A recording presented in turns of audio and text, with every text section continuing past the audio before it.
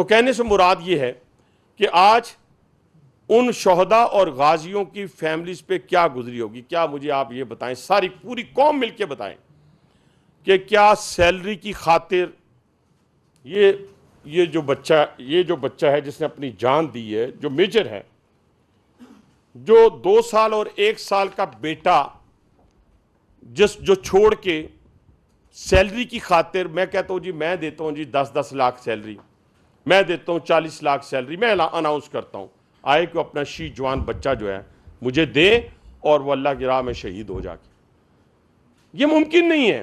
फिर इसी तरीके से ये जो बच्चा है, ये जो कैप्टन है अली आमिर, इसका भी केपीके से ताल्लुक है, ये पख्तून है, ये पाकिस्तानी है, इसने अपनी जान का नजराना पेश किया है। इस जैसा खूबसूरत है कोई है तो मुझे बताएं।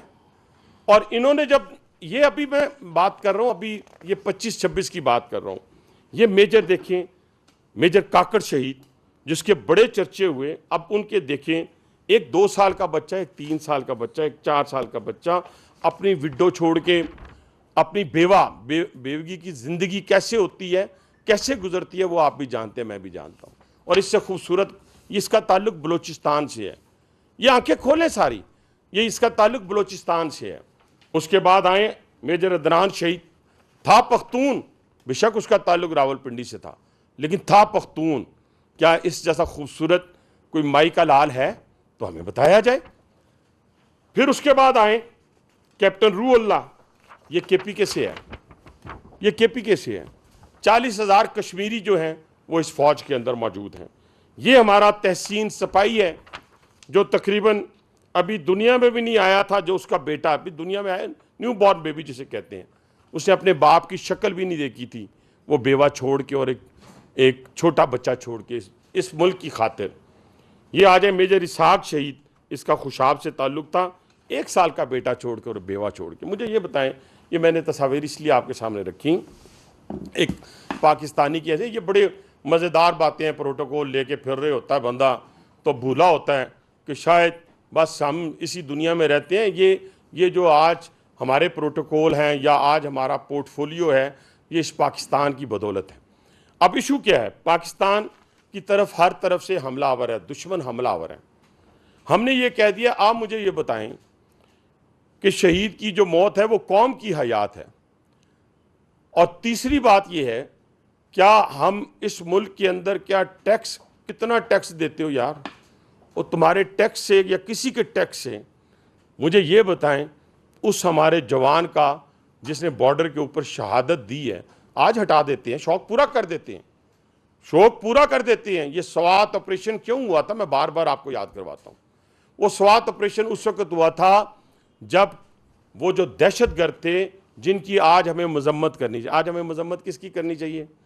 आज हमें मजम्मत करनी चाहिए अफगानिस्तान की, आज हमें मजम्मत करनी चाहिए उन दहशतगर्दों की, आज हमें मजम्मत करनी चाहिए बलूचिस्तान में मारे जाने वाले, शहीद होने वाले उन मजदूरों की जिनका पंजाब से ताल्लुक़ था। आज हमें मजम्मत करनी चाहिए हिंदुस्तान की कारस्तानियों की, आज हमें मजम्मत करनी चाहिए अफगानिस्तान और इंडिया के DNA का एक होने की, जो कलमे का परचम लिए फिरते हैं और दुश्मन के साथ हाथ मिलाकर पाकिस्तान जैसी इस्लामी रियासत के ऊपर हमलावर हैं।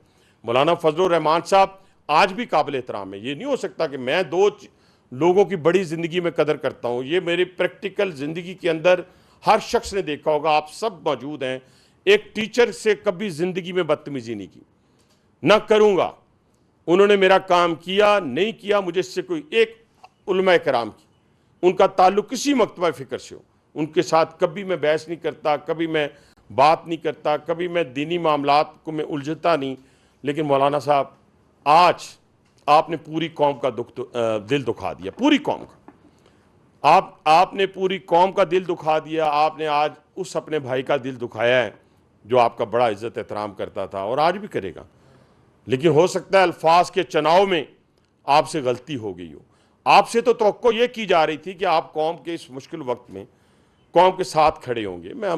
हमने रात की तारीकी में, बार बार मैं कहता हूँ, मैं जेल में था, मैं दोहरा देता हूँ, लोग, मैं दोहराना नहीं चाहता, जेल में था तो खुदा की कसम रात की तारीकी में भी पाकिस्तान का बुरा नहीं सोचा।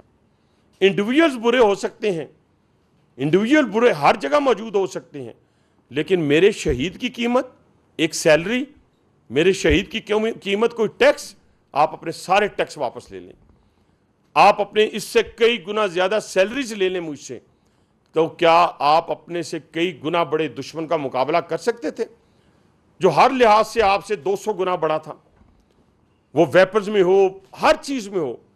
लेकिन खुदा की कसम, जब हम उस अपने मेजर की बात करते हैं जो अपनी 3 महीने की बेटी छोड़ के शहीद हुआ है, इस मुल्क की खातिर शहीद हुआ है, उसने सीने पे गोली खाई है, उसे सीने पे गोली खाई है। उसकी मां से पूछे जाके, उस शहीद की मां से पूछे जाके, और अपने वतन का नाम लेती है। और ये वो वतन है मेरे दोस्तों, मेरे भाइयों, जिसमें मेरी इज्जत, जान और माल महफूज है। आज अरबों डॉलरों वाले महफूज नहीं रहे, ये आपको पता चल गया होगा। आज आपकी जो शान है इन शोहदा की बदौलत है, इन गाजियों की बदौलत है। हाँ, हम आपका ये ख्वाब पूरा नहीं होने देंगे, हम शाम नहीं बनने देंगे, हम लीबिया नहीं बनने देंगे, हम इराक नहीं बनने देंगे। आज हमारी फोर्सेस के ऊपर हमला किया जा रहा है, आप सोशल मीडिया को इस्तेमाल कर रहे हैं, हर जगह इस्तेमाल हो रहा है, और कहा क्या जा रहा है, वही तरीक़ाकार, वही मॉडल है, वही स्क्रिप्ट है दुश्मन का। क्या आपको नहीं पता मौलाना कि अफगानिस्तान के अंदर इस वक्त इजराइल जो है अपनी इंटेलिजेंस भी फराम कर रहा है, अपने ड्रोन भी फराम कर रहा है, हिंदुस्तान अपना पैसा दे रहा है, और अफगानिस्तान के अंदर दहशत गर्दों के कैंप जो हैं वो इस वक्त एक्सपोर्ट कर रहे हैं दहशत गर्दी को, दहशत गर्दों को पाकिस्तान के अंदर। आपको नहीं मालूम कि कराची के अंदर रेंजर हेडक्वार्टर पे हमला करने वाले 4 में से 3 अफगानी थे?